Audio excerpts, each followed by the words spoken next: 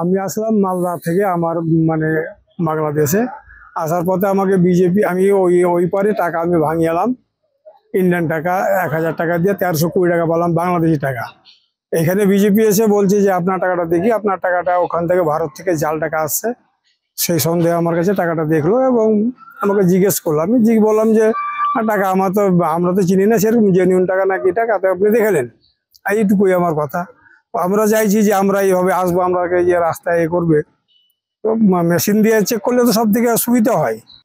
ওনারা আমাদেরকে আসার পরে মানিব্যাগ থেকে শুরু করে অল বডি দেখলো এবং যত টাকা আছে সেগুলো দেখলো এবং টাকাটা চেক করলো তারা হাত দিয়ে যে আসলে জাল টাকা আসছে কিনা এটা আসলে বেশি করে চেক করলো। এখানে জাল টাকার মেশিন বসালে আরো মানে দ্রুত কাজটা সম্পন্ন হতো আর কি। আমরা হিলি পার হলাম, আমাদের বাড়ি জয়পুরহাট জেলা।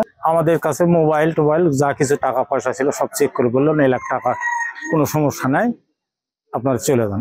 ব্যাগ ট্যাগ চেক করলো, সব মেশিনে দেখলো, খালি ওষুধ যে আমি তো পেশেন্ট, ওষুধগুলো দেখলো, দেখে বলে চলে যান, কোনো সমস্যা নাই। হিলি স্থল শুল্ক স্টেশন দিয়ে এখানে আমাদের যে 0 পয়েন্টের কার্যক্রম চলমান রয়েছে, সেই কার্যক্রমের অংশ বিশেষে আমরা আমাদের যত ভারতীয় পাসপোর্টের যাত্রী এখানে আসেন তাদের আমাদের আইন মোতাবেক তাদের ব্যাগেজগুলো তল্লাশি করি এবং এখানে তাদের তল্লাশি কার্যক্রমে এই পর্যন্ত আমরা এই ধরনের কোনো ঘটনা দেখতে পাইনি।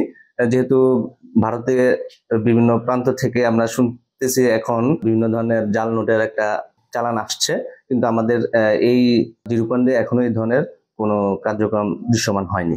এখন পর্যন্ত আমাদের এখানে কোনো এই ধরনের মেশিন নেই, তবে আমরা আমাদের ঊর্ধ্বতন কর্তৃপক্ষকে জানিয়েছি এই বিষয়টি থেকে গুরুত্ব সহকারে নেওয়ার জন্য।